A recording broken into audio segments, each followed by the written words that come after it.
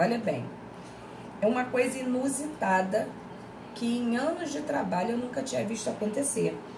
Mas aconteceu, me surpreendeu positivamente, mas acabou não dando certo.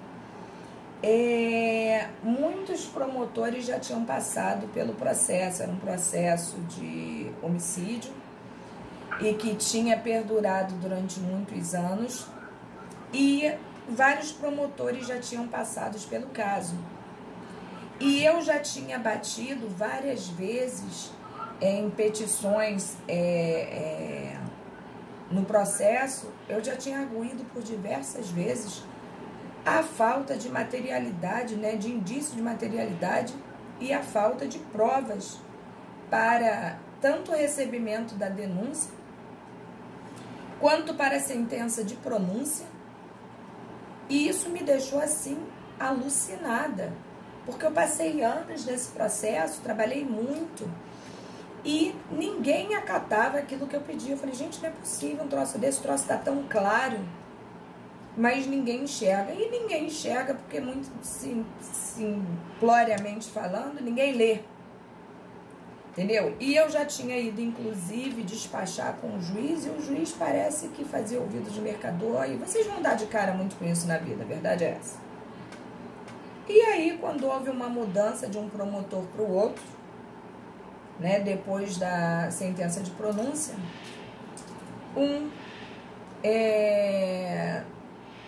promotor se manifestou no processo, esquisitamente, dizendo, arguindo que não existia como dar continuidade nesse procedimento, uma vez que se movimentaria o judiciário de maneira absurda por um processo fadado ao insucesso. Olha isso. Uma vez que, admitindo, como se pedia a defesa diversas vezes, que não existia materialidade nem indício de autoria, não poderia ele dar continuidade ao procedimento. Eu achei fantástico e achei de uma coragem assim fora do comum, o que não é fácil a gente ver acontecer. Mas em contrapartida, o juiz não acatou. O juiz não acatou, olha que divertido. Foi mandada ao procurador-geral, né? Porque quando isso acontece, o PGJ, né, tem que tomar conhecimento, e afastou o promotor da causa e o processo deu seguimento. Então, essas circunstâncias esquisitas, elas podem acontecer no decorrer do processo, e coisas que a gente vê assim que não é típica acontecer, mas quando você encontra uma pessoa consciente trabalhando, acontece, né? Então, muito interessante até a tua pergunta, porque as circunstâncias, elas geralmente se dão assim, né? O cara, quando acha que existe uma impropriedade, né, uma falha, ele não vai apresentar realmente a denúncia, porque é um gasto, né, um movimento muito grande judicial por nada, né? Deu para entender aí, o Dani? Não, Pauliane. Nada. Vamos lá. Bom, o que eu quero que vocês prestem atenção nesse momento é que a competência da defesa prévia deve ser oferecida ao próprio juiz da causa, ao qual foi distribuída a ação. Isso daí a gente tá claro, né? O prazo é que eu quero que vocês também fiquem ligados, porque olha bem, lá em cima a gente fala em defesa prévia, como eu coloquei para vocês, né? Porque é questão de nomenclatura, eu disse que ia ter uma explicaçãozinha para vocês nesse sentido. Então prestem atenção para depois vocês não fazerem confusão. A defesa prévia tem um prazo de 10 dias para apresentação. A defesa preliminar, 15 dias. Professora, que diabo é isso? Que diferença é essa? Em regra, a defesa prévia, ela é proposta a nível de defesa de alguém envolvido com o tráfico de drogas, tá? E a defesa preliminar, mais a nível de crime funcional, geralmente por funcionários públicos, se não me falha a memória, artigo 514, ou próximo a isso. Então, nós vamos ver que existe essa diferenciação e que para toda situação relativa ao funcionalismo público é apresentada também de maneira muito clara a defesa preliminar, que só difere da defesa prévia no nome, mas o conteúdo, tudo é o mesmo, tirando essa diferenciação de prazo de 5 dias a mais para uma e 5 dias a menos para outra. Ficou claro isso na cabeça de vocês?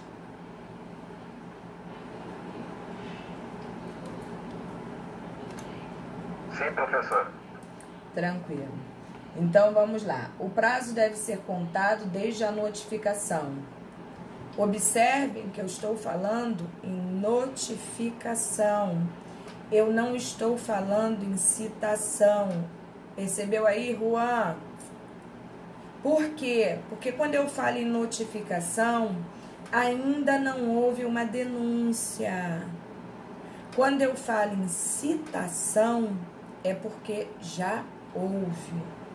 Juan, ligado aí? Tô ligado. O que eu achei engraçado, assim, antes de você dar essa explicação, eu fiquei imaginando como isso aconteceria na prática. Porque como é que você vai se defender? Eu fiquei pensando, você vai se defender de algo que não tem nenhuma denúncia contra você não foi citado. Aí eu falo, é como se fosse assumir a própria culpa, vai se defender de algo que não tem nenhum processo formalizado, entendeu? Não, o processo tem, né? O processo tem.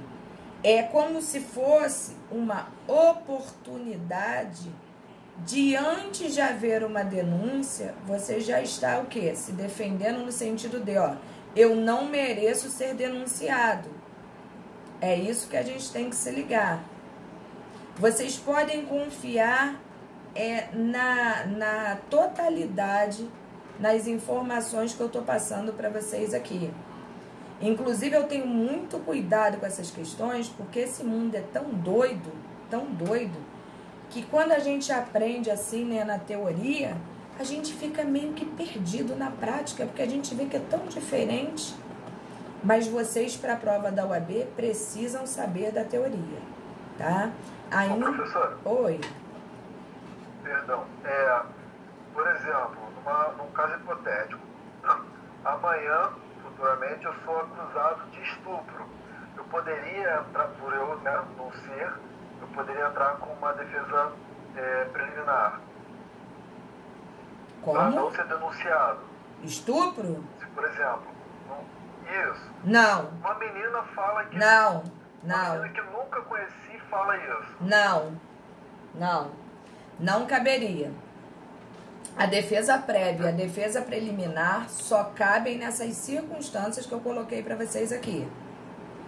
Ah, é verdade. Defesa prévia, certo. Defesa prévia, lei de tóxico. Tá?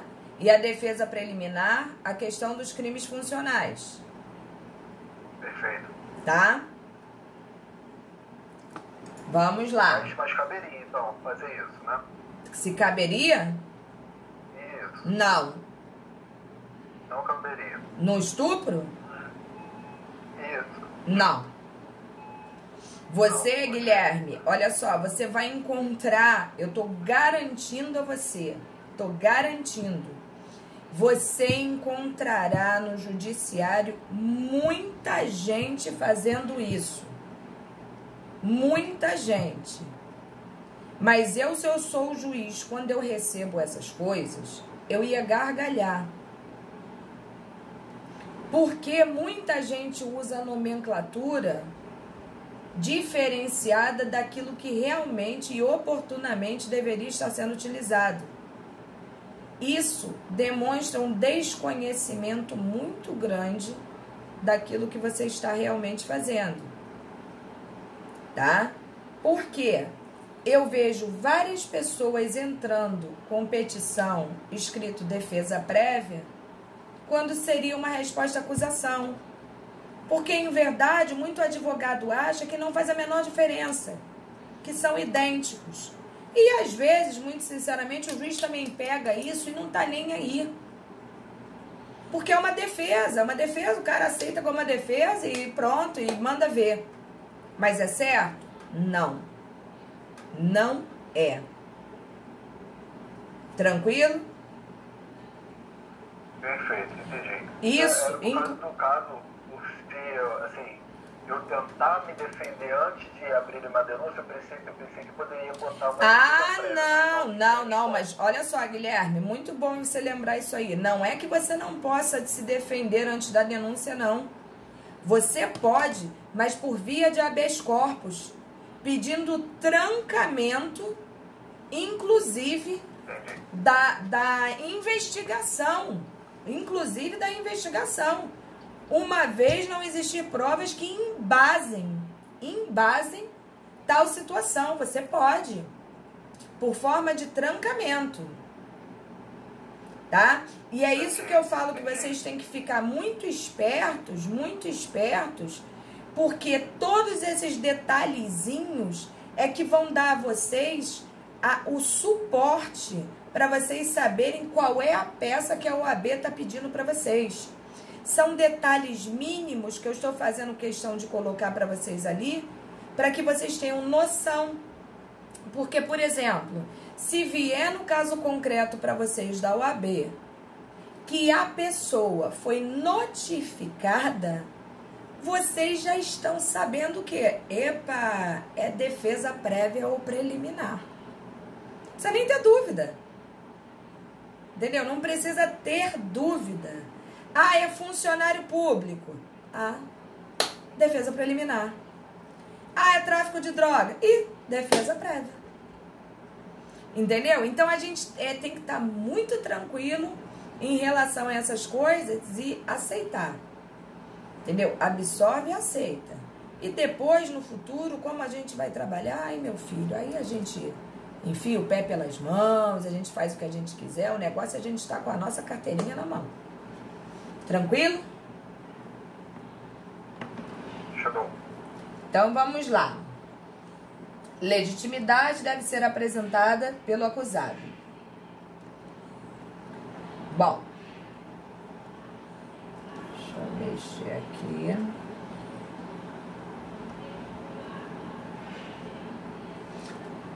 Teses e pedidos. Trata-se de situação similar à do artigo 514. Então, minha cabeça não estava tão maluca não, viu, gente? Era o 514 mesmo. Que concerne aos crimes funcionais. Pois aqui também o acusado, antes de ser processado, pode pleitear a rejeição da denúncia. Então, já vimos aí a questão dos crimes funcionais. Deve, para tanto, deduzir a matéria de defesa, juntando documentos e eventuais justificações, de molde a convencer o juiz a decidir desde logo pela admissibilidade da ação. Inadmissibilidade da ação. É esse, ademais, o momento oportuno para apresentar eventuais exceções, que devem, no entanto, ser opostas em peça autônoma e autuadas em apartado. Se liga nisso. E especificar as provas que pretende produzir e arrolar também testemunhas, sob pena de preclusão. Pena de preclusão, precluir, é você perder o direito de apresentação daquilo ali, né? No número máximo de 5. O pedido, qualquer que seja a tese jurídica defendida, deverá ser a rejeição da denúncia e não a absolvição sumária, uma vez que não houve denúncia, né? Ou se, ainda como Juan aí colocou, e muito bem colocado, diga-se de passagem, Juan, em havendo denúncia, que ela seja rejeitada. Bom, a observação que eu coloquei para vocês aí também é importante, né? São duas peças semelhantes, defesa prévia da lei de drogas e defesa preliminar no rito dos crimes funcionais, como nós já havíamos falado, né? Em ambas temos a mesma situação. O Ministério Público ofereceu denúncia, mas o juiz ainda não a recebeu. Como ainda não houve o recebimento da petição inicial, as duas peças são da fase pré-processual, tá? Pré-processual. Cadê?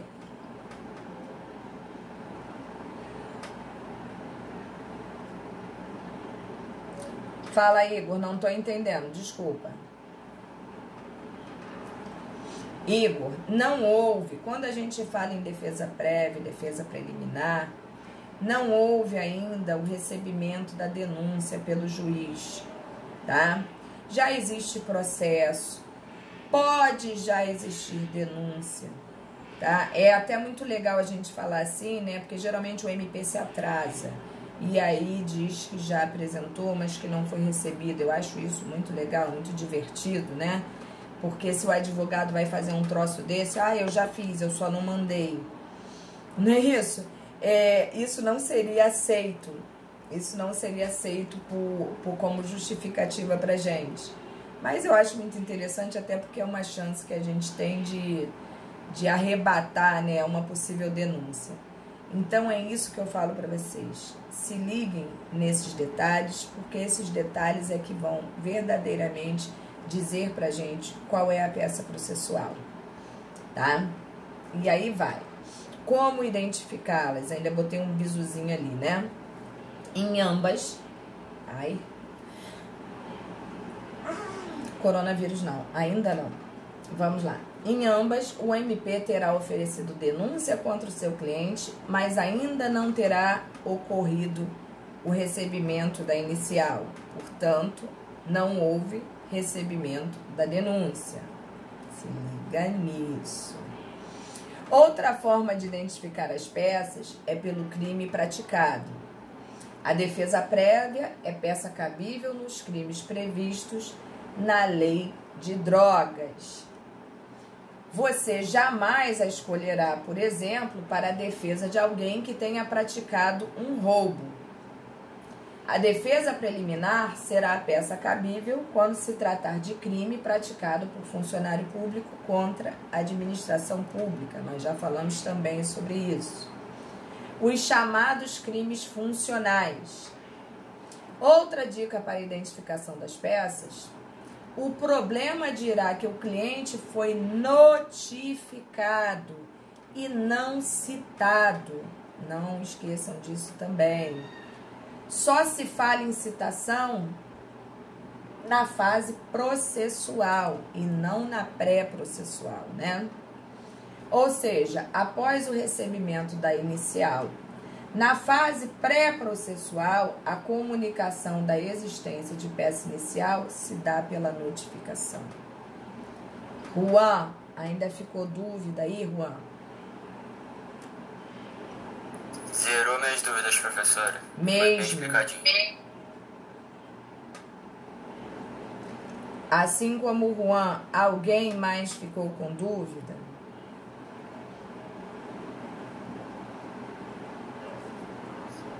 Essa defesa... Não tô te ouvindo, Maurício. Em relação à defesa prévia ou preliminar. Pô, Maurício, eu só ouço o início. Eu só ouço o início do que você tá falando. Vou escrever então. Enquanto o Maurício escreve, só para fechar aí o contexto, né? Eu botei essa atenção aí aos pedidos a vocês. Por ser uma peça pré-processual, não há como pedir a absolvição do denunciado, né? Porque como é que a gente faz isso? O seu pedido será a rejeição da denúncia com fundamento no 395. É só para a gente ficar ligado a esses contextos aí.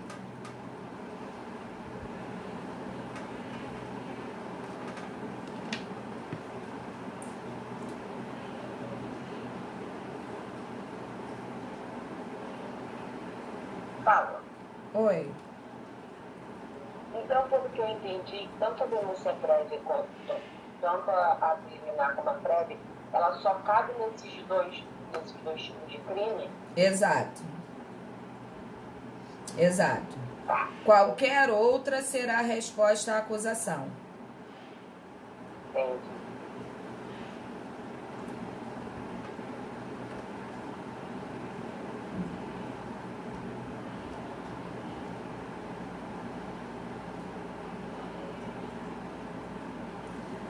Entendi, Maurício? Sempre pode, Maurício. Sempre pode. Sempre pode, sim. Até porque quando você não apresenta, né, você tá pela lei impossibilitando a defesa daquela criatura ali. Você está dificultando, gerando uma situação diferenciadora, né, de um mesmo crime praticado para pessoas supostamente diferenciadas. Por que que eu posso para um e não posso para outro, né? Se pode o mais, quanto mais o menos.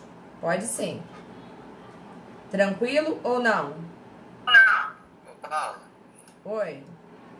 Vamos supor que o cara apresente defesa prévia e essa pedindo a rejeição, só que não é acolhida e a denúncia prossegue. Como é que é? Aí depois... Não, muita calma, muita calma. Vamos supor que o cara apresente a defesa prévia. Pedindo a rejeição. E não é acolhida e o processo continua. Uhum. Ele pode apresentar a resposta à acusação depois disso, normalmente? Olha só, por isso que eu falo pra vocês que a gente tem que ter muito cuidado com aquilo que a gente vai apresentar posteriormente. Porque muita gente adora pegar a defesa prévia e colocar tanta parafernália, cria tanta coisa na cabeça achando que vai convencer o juiz, que é uma doideira. Eu diria para você, Juan, que a maioria das defesas preliminares e defesas prévias apresentadas, elas são...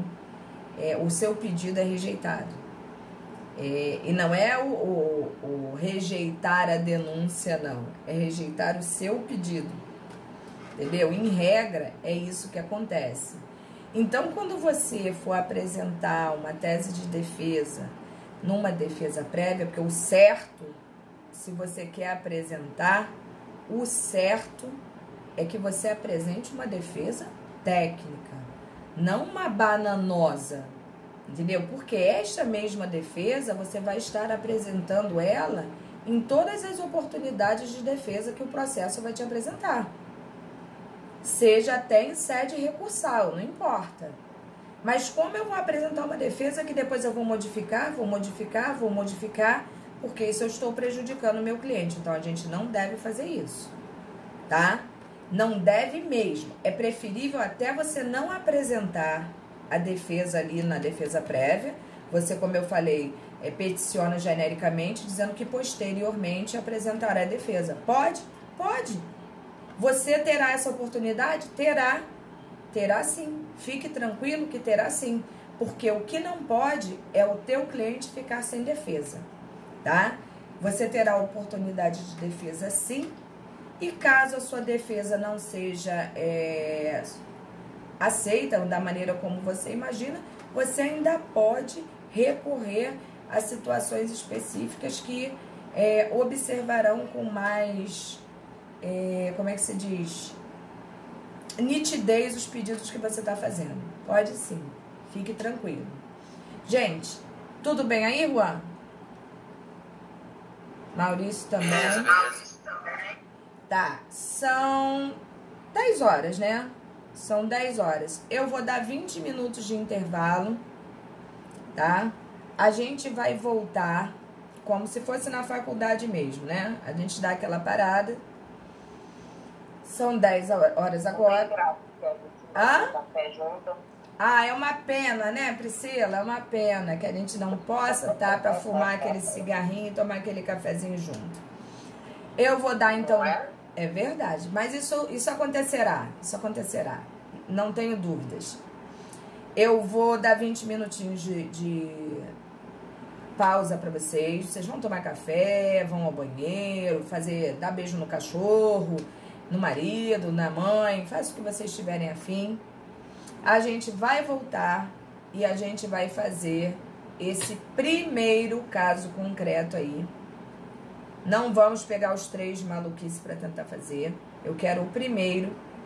Por favor, volto a falar, não vamos olhar na internet procurando respostas de casos parecidos, porque eu quero realmente ver como nós estamos nesse sentido. Não está valendo nota, isso é só exercício. A nota eu já estou avaliando todos os meus alunos em participação em tudo. Então, fiquem certos de que eu estou aqui para a gente caminhar junto aí nessa situação, tá? Então, já voltamos já. Beijoca. Não desloguem, hein? Valeu.